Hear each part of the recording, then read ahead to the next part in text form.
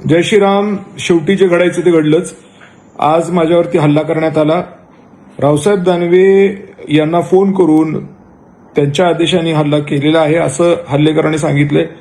आणि एवढंच नाही तर माझं कोणी काही वाकडं करू शकत नाही. कन्नडमध्ये मी आवाज दिला तर किती का लोक येतील, पण तुम्ही आवाज दिला तर कुत्रे येणार नाही असं त्याचं म्हणणं होतं. आणि हा दुसरा तिसरा कोणी नसून संतोष पवार आहे. आपलं जो वाटेल तसे मेसेजेस व्हॉट्सअपला टाकतोय. अर्थात मी ते त्याला शांतच करायचा प्रयत्न केला, कारण एकीकडे तो माझ्याबरोबर काम करत होता.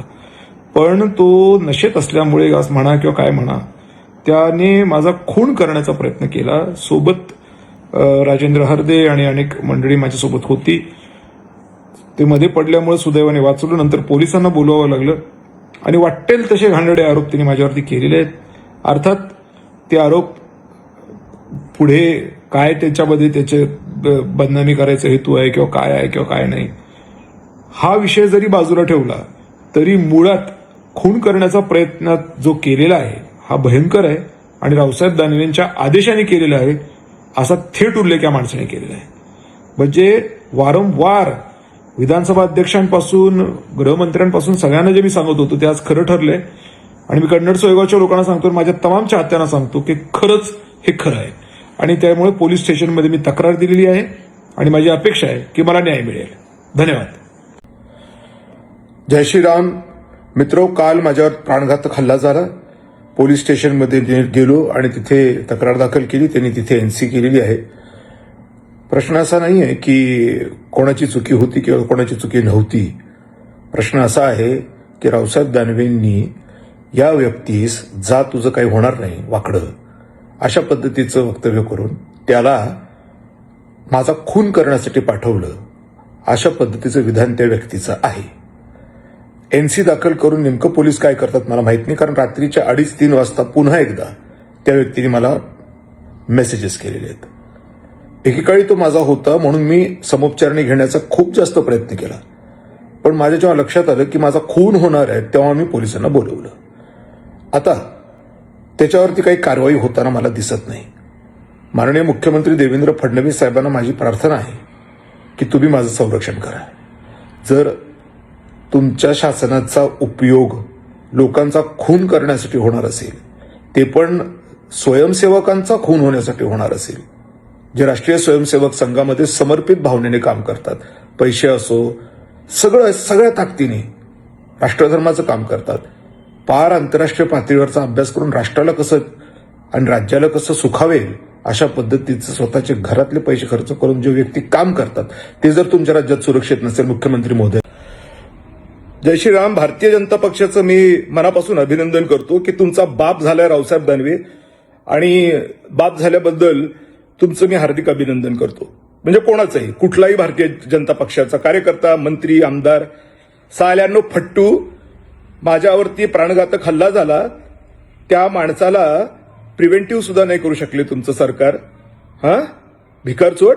आणि जे कोणी आपले संघात पण काम करतात, काय रे तुम्ही स्वयंसेवक संघाच्या लोकांना प्रोटेक्शन सुद्धा नाही देऊ शकत. कालच मी सांगितलं होतं की असं काहीतरी होऊ शकतं. अहो काय असेल नसेल, पण तुम्ही एखाद्या व्यक्तीचा खून करू शकता का?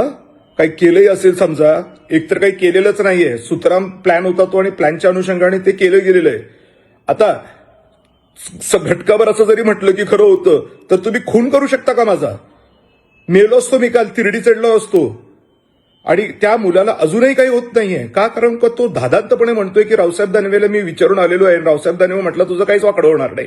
सरकार भाजपचं आहे आणि रावसाहेब दानवे सारखे लोक म्हणतात की मी इतक्या वर्षापासून काम करतोय, तितक्या वर्षापासून काम करतोय. अरे बाबा, तू इतक्या वर्षापासून काम करतोय, तितक्या वर्षापासून काम करतोय, बघा तुला अधिकार प्राप्त झाले का एखाद्या माणसाला उडवायचे? आणि जर का तुझा हात त्याच्या पाठीमागं नाहीये, त्याची हिंमतच होणार नाही तुझं नाव घेण्याची, कारण एवढ्या मोठ्या माणसाचं नाव नाही घेऊ शकत कोण. त्यांनी नाव घेतलं आणि पुन्हा पोलिसही अशा पद्धतीने वागतायत की बरोबर आहे, सपोर्ट आहे, काय उपट्याचा उपटा, काय धंदे लावलेत हे मुख्यमंत्र्यांच्या खात्यानी आणि भारतीय जनता पक्षाने. गेले लोक दुसरीकडे तर कशाला बोंबलताय दोन्ही हातानी. भिकारचोट. सांगायचं इकडं करायचं दुसरं.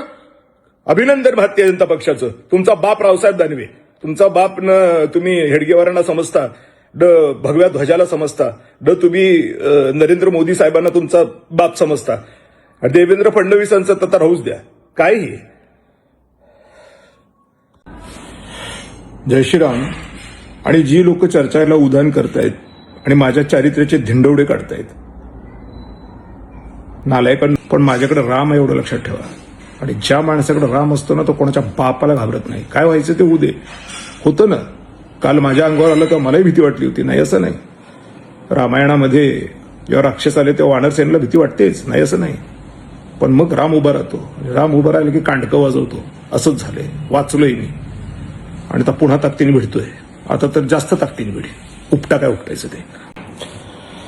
जय श्रीराम खूपच गंमतशीर आहे, पण खरं आहे.